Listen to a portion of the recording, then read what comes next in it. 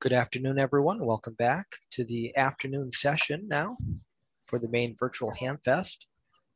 It's great to have Riley Hollingsworth here with us, and he's going to be talking to us about the volunteer monitoring program.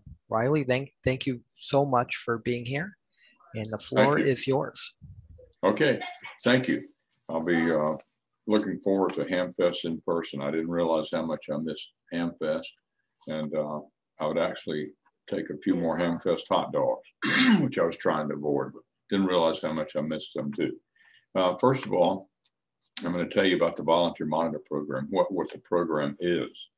We've been running for about a year, having had a soft rollout for training purposes back in January 2020. In February 2020, we started taking incident reports from volunteer monitors. Now, January was used as an on-the-job training to, they would turn in what they saw as problems on the band, and we would discuss them and discuss what to look for and what not to look for and what to ignore and so forth.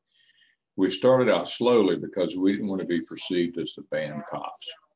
We needed the vast majority of amateurs to buy into the program now, because no enforcement program works without that, no matter how many people you have doing it, even FCC people. And now we're starting to ratchet down a little bit since we're getting serious now and all the volunteer monitors are broken in and everybody's heard about the program that we know of. The program was actually the FCC's idea, and it was suggested in a meeting with the FCC back in 2017. It was the FCC's suggestion that we develop a program with more teeth than the Official Observer Program had. The Official Observer Program had worked very well over the years, well over 50 years. The FCC said that they wanted to work with the league on a joint program with a little more teeth since they had suffered budget and staff cuts over a long period. They promised expedited action on cases that we referred to them after we gathered the evidence, in cases where we got no cooperation. The purpose was to preserve the integrity of the bands and to be an adjunct or force multiplier for FCC enforcement. The FCC suggested certain areas of the country where enhanced enforcement would be needed because of a sparsity of field office engineers, and as it turns out, we were able to fill those areas. The FCC wanted enhanced training, wanted applicants vetted by the league, and wanted and promised to participate in regular training. And they made it clear that was mandatory. We got about 200 applications, and we did telephone interviews with each one of them in the summer of 2019. The FCC had suggested about 165 to 175 would be a manageable number of volunteer monitors. So we stopped at that number and invited the rest of them to be in a reserve pool to be drawn upon as needed as volunteer monitors rotated out of the program or for special projects where we needed a cluster of volunteer monitors. All of them agreed to be in the reserve pool. So as it turns out, we've had almost no turnover in the volunteer monitor membership, and we don't know when applications will be opened up again. So we're very happy that we have a good, stable core there. We have a few that are redshirted, so to speak, because of COVID or COVID illnesses in the family. But so far, we've got right at the number that we chose. If you want other background on the volunteer monitor program, I won't bore you with it, but you can find that by searching on the ARRL website at the top right-hand corner for volunteer monitor program. Now, I wanted to tell you what we did last period. As I said, we took the first year sort of slow so that everybody would get to know what was going on, and the volunteer monitors would do some on-the-job training. But in January, the volunteer monitors reported 2,200 hours monitoring VHF frequencies and over 2,160 hours monitoring VHF frequencies and above, and that's a lot of monitoring. The volunteer monitor program issued 11 advisory notices. Now, an advisory notice is a last attempt to resolve a rule violation issued informally before requesting FCC intervention. But just to read you what we did in January, operators in Milwaukee, Wisconsin, Centralia, Washington, Edmond, Oklahoma, Fontana, California, and Orleans, Massachusetts received advisories concerning operation outside their licensed class. Now, we see a lot of cases where there's a technician in a general class area of the band or a general and an extra class area of the band. In 95% of those cases, that's accidental. And I did an audit recently of the out-of-band complaints, and there was no situation where there was a repeat. In the cases we cited here, they were repeated, and usually they had some indication of their log on QRZ that also indicated that they were out of band. An operator in Thornhill, Tennessee received an advisory concerning interference. An operator in Ridgely, Tennessee received an advisory regarding excessive bandwidth. And operators in Miami, Florida, Friendly, West Virginia, Collinsville, Illinois, Keensburg, New Jersey received advisories concerning station ID issues. And station ID is really important. It's the easiest rule to follow, but it's really important because if you don't do that, it degrades the amateur bands and it encourages unlicensed operation. An operator in Philadelphia received an advisory regarding improper use of a linear amplifier. Volunteer monitors had 2 meetings in January with the FCC and Enforcement Bureau. Now, that's what the program is, and that's what we did last period. What the program is not, we don't babysit the bands, and we especially can't babysit repeaters. The first person responsible for proper repeater operation is the repeater licensee. Setting up a repeater is a voluntary action. It must be controlled just as your base station has to be controlled in your home. We'll work with the repeater licensee, and if violations can't be stopped by the licensee after requesting a user to stay off of the repeater, we'll work with them in getting a repeater stay off letter issued by the FCC, and those are heartily enforced by the FCC. And we also encourage the repeater group, if necessary, to work with the local courts. In a lot of states, there are harassment by communication statutes, and we have an increasing number of situations where a local repeater's gone to court and got a restraining order against somebody that was interfering with their repeater. So we want to use all the enforcement tools available to us. Our job is to audit the bands and try to obtain cooperative action on the part of the violators. And whether a violator is going to cooperate, it's usually a pretty quick determination after we get in touch with them. The FCC expects referrals, and the FCC expects to get involved if the VM program gets no cooperation from that particular licensee. And also the FCC refers cases to us where they want some signal checked out, or whether they want an area checked out, or a little more information about something that they have, or a little more information about a general complaint that they got. Now, it's important to point out, we can also ask the FCC to hold up renewals for review, hold upgrades up for review, and we can ask the FCC to institute a proceeding to remove voice privileges below 2 meters for a licensee. And of course, we can ask for a revocation proceeding. Now, we're not going to resolve what are essentially playground disputes. A well-known ARRL president once said, most of the problems on the amateur bands can easily be resolved if one party just moves a few kilohertz. And the biggest, it's so easy to do that because the biggest knob on any transceiver is the big knob that you can change frequencies. And after all, we have to realize, didn't we study for and take exams to get a license to operate this stuff? We've got thousands of dollars worth of equipment and in fact, thousands of frequencies. So we should be able to do it. Now, here's what I see as the basic problem in amateur radio today. And keep in mind that I deal with a fraction of a percent who are troublemakers. My job is to fret over them and do everything I can to prevent them from becoming more than just a fraction of a percent. The basic problem in amateur radio today is that we're a cross-section of society. And I don't know if enforcement can do a lot about that.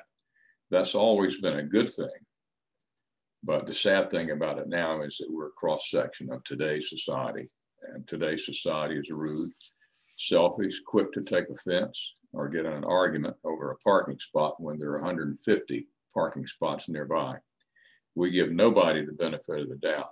And we focus all the time on rights, but you never hear anybody talk about responsibilities.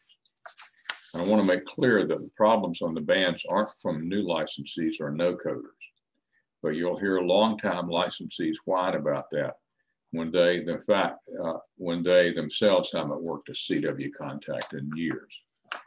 The problems on the bands are not from new licensees. They make honest mistakes, and that's fine. We're all supposed to make mistakes. That's how we learn. The problems are usually from long-term licensees who think they know everything. That's the sad fact. They had to draw a Colpitts oscillator on their radio exam, and they think everybody should have to. They walked to school 5 miles uphill both ways when they were kids. They don't like newcomers, and they use a kilowatt to talk across a state or within a region to the same people night after night after night, and never have even tried anything else, not even 17 meters. And in fact, when you get right down to it, haven't done any real amateur radio in years. That's the typical problem child on the bands. They'll criticize new licensees, but unlike previous times in our history, especially in amateur radio, they don't want to go out of their way to help them. They don't realize what Edward R. Murrow said. Edward R. Murrow said, just because your voice can be heard around the world doesn't mean you're wiser than when it can only be heard at the end of the bar. Most of our problems on the bands are from people who really should know better. I can't tell you the number of times while at FCC I was hearing arguments on 75 meters about who was causing interference, pointing fingers, arguing, when in fact we knew from simultaneous monitoring that the interference was coming from a haywire foreign broadcast station in South America or a defective wave height measuring device in the Gulf of Mexico or a magnetic resonant energy therapy machine in Indiana. And I learned then that 80% of all interference is unintentional. Now, this is my main point here about how things can change if we're not vigilant about amateur radio. You know, in technology, the norm is for things to change right out from under us. We can't take anything for granted. The only constant is change, and it seems to accelerate every day. Did you ever think Sears would go bankrupt? Did you ever think the landline would be obsolete? Did you ever think you could view a product on a screen and have it delivered the same day or the next day? Even when computers became affordable and weighed less than a ton, could you even conceive of the internet or sending large documents or videos or having group meetings such as Zoom like we're having right now? And those of you who are long-term licensees, when you first got licensed, did you ever think we'd have anything like Echolink or FT8? It was just inconceivable then. We can take nothing for granted, and we must appreciate and be grateful and realize that we have thousands of frequencies, all kinds of privileges and activities we can undertake. And we're not even channelized except on one band. It may be that we have a lot of our frequencies because they're inherently unstable. That's okay now, but that's because no one has thought of a better use for them yet. But as I said, technology can change right out from under us. Now, what you can do and must do that the FCC and the League and the Volunteer Monitor Program can't. I was often asked over the years, would the internet destroy amateur radio? Would email or texting or WhatsApp destroy it? Would FT8 ruin it? You know what the biggest threat is today to amateur radio? It's the microphone. We have a responsibility not to destroy our bands or aggravate ourselves to death.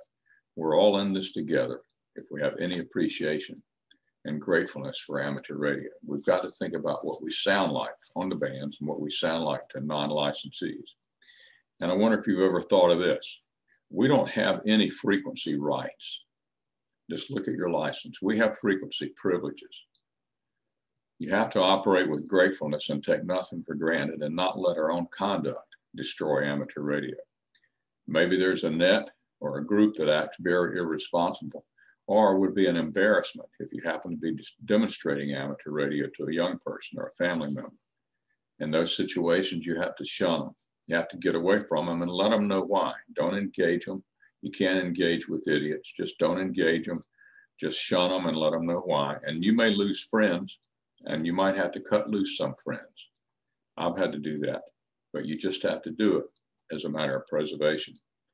You have to take the high road in these situations and use your privileges with gratitude. We must never allow ourselves to go back to that time in the late 80s and 90s when too many segments of ham radio were sounding as bad as CB ever did. We won't understand it.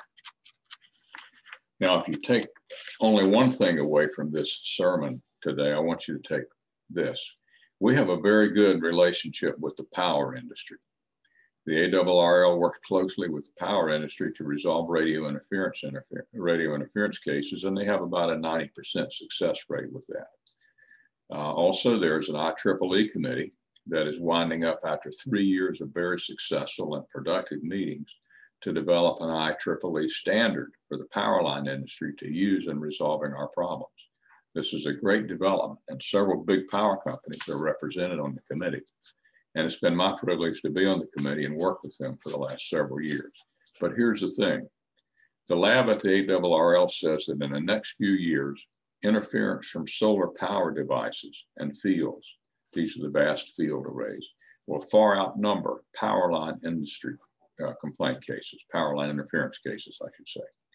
We don't have the same clout with the solar industry that we have with the power line industry. Now, the league works very closely with the solar industry, and they have a great relationship with some of the major players. And some of the major players are doing a wonderful job to resolve interference problems. But the industry is new. Everybody's trying to get into it. And generally, the industry doesn't know of amateur radio. They don't even know what amateur radio is. So the question I ask you is, do you want them judging us by what they hear on, for example, 75 meters late at night? The solar industry is the wave of the future, and they know it, and they don't know us. That's what wakes me up at 3 o'clock in the morning. That's what we must do, is understand our legacy and our gift and pay it forward and operate accordingly. And if you can do that, then maybe amateur radio can last 100 years. I used to say 1,000, but at the rate we're going, I don't think even the planet will be here in 1,000 years. Thank you for listening, and go out and celebrate and enjoy amateur radio. Well, thank you very much, Riley, for all that information. Does anyone have any questions? We'll open up the Q&A portion. You can raise your hand or indicate it in the chat, and we'll let you unmute yourself to ask your question.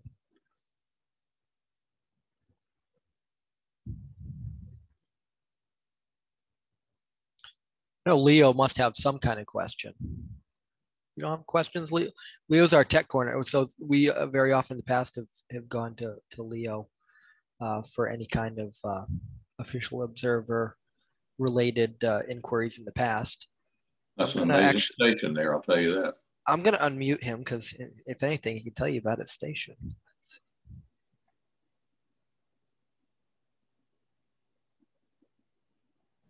I was hitting the wrong button again.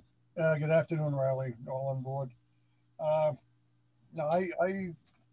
I've been following the rollout, and I agree with you. We've got to self-discipline ourselves and put out a good forward foot, so people realize that it's a good asset. And we have the ability to help in the case of emergencies and so forth. But people have really got to clean up their acts on the bands and coexist, I guess. That's it, mainly, and there's no reason why we can't. We've got thousands of discrete frequencies, plenty of places to go. And as I mentioned, we're not even channelized. There's no reason in the world somebody can't just change a few kilohertz. But the Orientals have a saying about Americans. They say, Americans will lose butt to save face. And you see so many of these unnecessary arguments when really all somebody has to do is change a few kilohertz. Is that an FT920 you have in front of?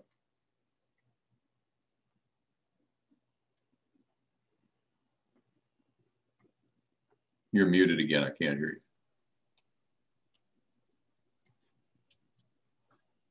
I didn't hear that, Corey. Yeah, I think once you muted himself. Okay, go ahead.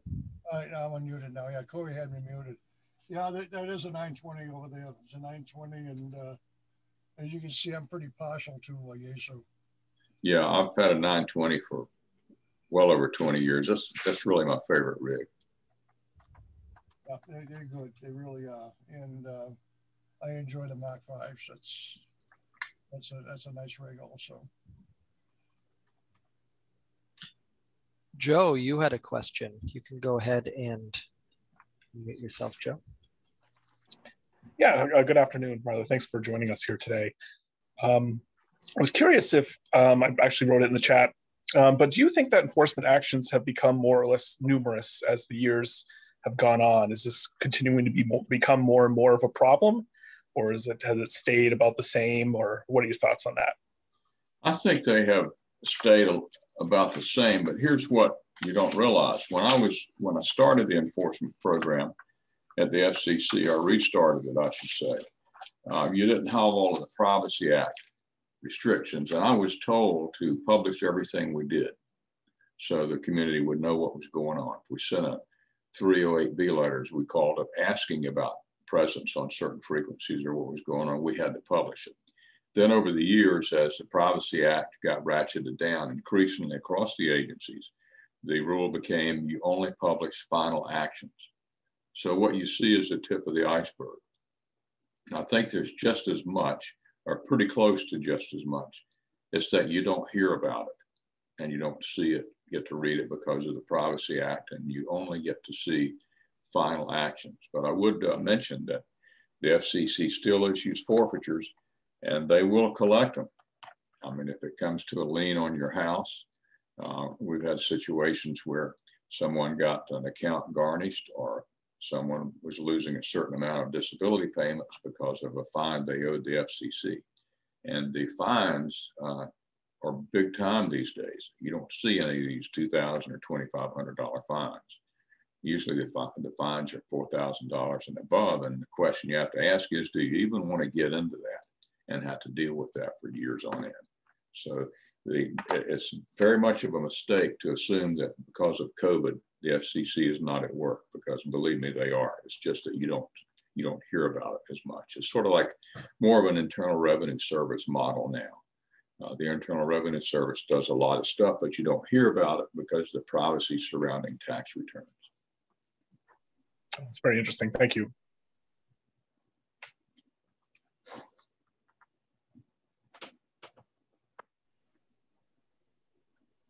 I have one for you, Riley. So there's an infamous group on the West Coast. I can't remember it. I think they have their own webpage and everything. And they're using like TeamSpeak and everything. I know in Maine, somebody had direct linked the audio onto one of the repeaters here for some time. And it was horrid comments. Has anything developed out on the West Coast with that Los Angeles group? Are you referring to repeater operation or HF? Repeater operation. Well, the repeater, I think it's like the 415 group or something like that. It was the original W6NUT repeater, which was horrible, and we got complaints about it from all over the world. And we took some enforcement action against that. In fact, we shut it down for a while. Then we let it back on, and it's morphed under different call signs and different licensees. But it's California. It's California. You know, I think 99% of the reason we have to have rules in the first place is because of California. You'll never get it straightened out. The FCC doesn't like to get into obscenity issues these days. But the one repeater out there is an embarrassment. And I remember talking to the owner, and I told him, I said, we're going to shut this down. And he said, I understand that, but you got to think about something. All of the idiots are on my repeater. If you shut it down, they're going to spread out to dozens and dozens of other repeaters. And often thought about that over the years. And they do seem to hang out on one repeater. I don't get as many complaints about it now as I used to, but it used to be a nightmare, but it's an embarrassment to amateur radio. Very hard to deal with it. So it's almost like the devil you know is better than the devil you don't know. In a sense it is. Okay, Jim KB1SDK asked in chat, Riley, you mentioned state statuses on harassment. Were they radio specific or by electronic means in general? The best case we know of is in Tennessee. There's a harassment by communications statute, and that has been interpreted to be broad enough to cover computer, email, telephone, or even local repeaters by radio. And what this group did was they took the person to court for harassment and slander and so forth on the repeater, and the judge issued a restraining order. And an hour later, and you can't make this stuff up, an hour later, the subject of the order went home and got on and did the same thing again. So he was hauled back into court. He was given a 30-day sentence. And he joyfully appealed it, thinking that the state courts would know about preemption and consider preemption and not deal with it, since it was a Federal Communications Commission matter. Went all the way to the Tennessee Court of Appeals. And the Tennessee Court of Appeals said, not so fast. Sure, it's a federal matter, but in this case, we have a violation of a restraining order issued by a local judge. It was flatly and blatantly violated. So we're going to uphold the sentence because it doesn't have anything to do with whether it's federal or not. And that's a good case. It's Falcon versus McGridgeon. And if you'll send me an email, I'll send you the site to that. But that statute that they used is common in a lot of states. So it has some promise for resolving some of these repeater interference cases that the volunteer monitors can't get in initially because there's just far too many repeaters. There are gazillions of repeaters out there. And usually the repeater owners or the repeater group has a pretty good idea of who's causing the problem.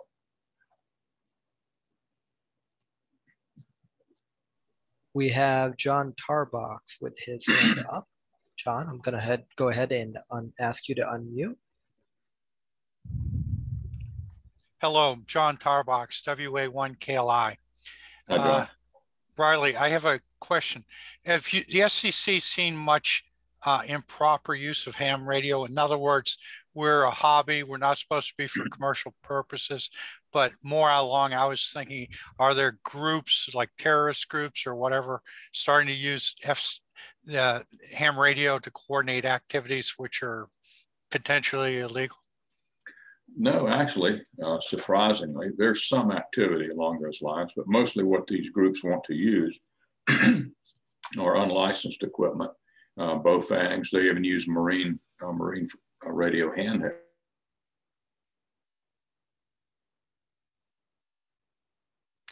Thank you.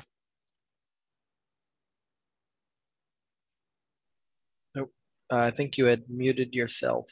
Hold on. That's what they mostly use. GMRS, even Family Radio Service, marine radios in some areas, particularly in Washington, D.C. In the winter, there's very little activity on the marine frequencies. And in the riots at the Capitol, we saw no indication, no pictures, no call signs, no handheld units that were amateur. We saw no indication of amateur radio operation. We know that on a few repeaters right beforehand, in the hours beforehand, they tried to get on to coordinate some activities, but those were shut down.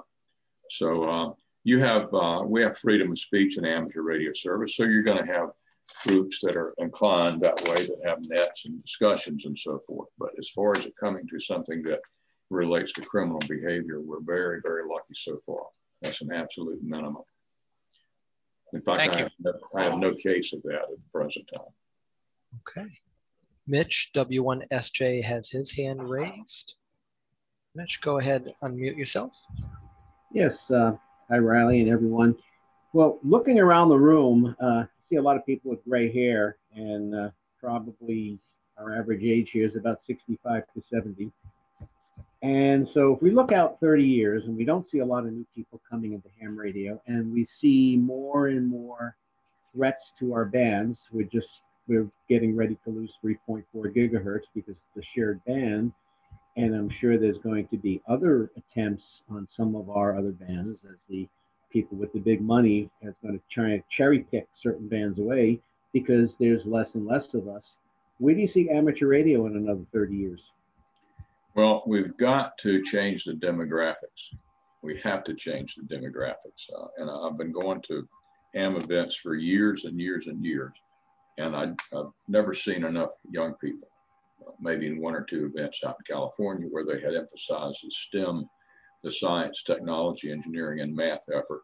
And in New Mexico, they do that a lot. But we've got to change the demographics before we just age out and become obsolete. That's one reason I'm so heavy on the activity on 75 meters. I've had two complaints, one from a STEM group and one from a family that tried to demonstrate amateur radio on 75 meters and happened to come across the 3860 group in the East.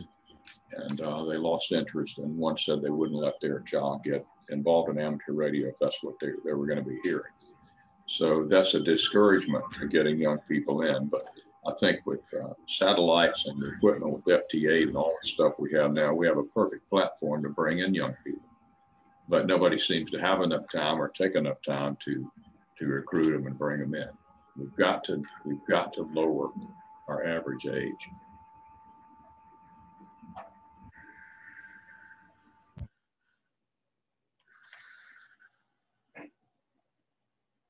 Are there any other questions? Oh, I think somebody has their hand raised.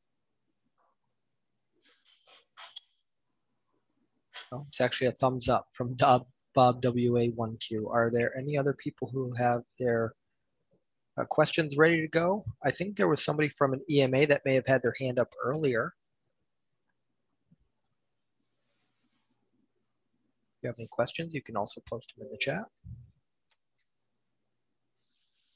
Let me say this too. My email is K4ZDH, my call sign, at ARRL.net. So if you have a question that you want answered by email, feel free to send it to me and I'll get back with you within a day or two. Okay, great. And Hancock EMA does have their hand up. Go ahead.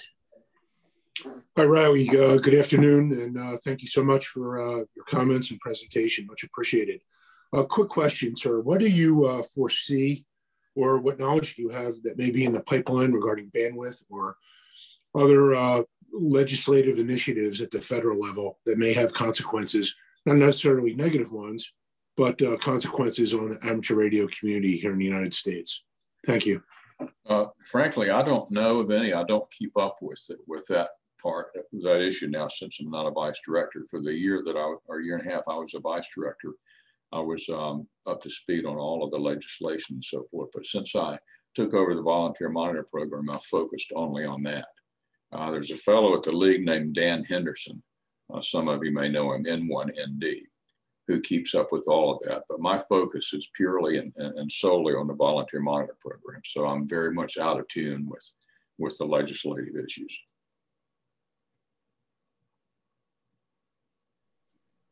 All right, any last questions?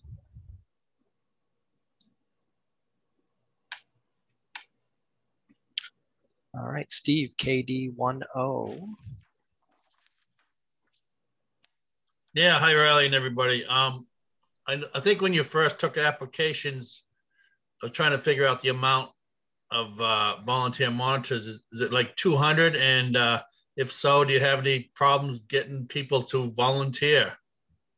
And how is it going? No, what we did was the league opened up the application filing period in May of 2019, I believe it was. And we got a huge batch of applications over the ensuing month, about 200, 225. And so we didn't want to be in the position of saying, yeah, that's a good candidate. This guy's not a good candidate. We want him. We don't want him. So we decided to take, since we had such a good batch of applications, there were broadcast engineers, there were SDR engineers, all types of professions and their long-term licensees and new licensees. We just started interviewing based on the order that the application was filed. In other words, we interviewed in chronological order. And we were fortunate enough to have very good applications. And I think everybody but one during that first round of 100, 150, we chose them or we selected them. And I think that one did not have sufficient equipment to do monitoring. But you could be a technician. You just had to be licensed for 3 years with no enforcement history. And you had to have a good working knowledge of the computer so that you'd be able to forward recordings and so forth. But we were very lucky. We just went right down the line. And when we got to 165 to 170, we stopped and chose that batch. And we sent messages to the rest of them that we wanted to keep their application on file in the reserve pool if they consented to it, and they did. So we were very lucky in that sense. We went chronological, like I said, chronologically, and we didn't tell anybody no unless they just didn't have the facilities. And in those few cases, they understood.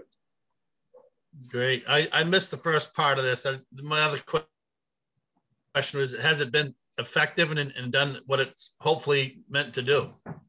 The program as a whole? Yes. I will never be satisfied until there's no enforcement program, no enforcement issues. So far, it's working based on, we ramped up, like I said, in January. And so far, based on the responses I've gotten to these advisory notices, the cooperation I've gotten, it's going to go very well. But I'm a little superstitious, and I'm happy with the way it's going. But I'll talk to me next time this year, and we'll have a better idea. Thanks.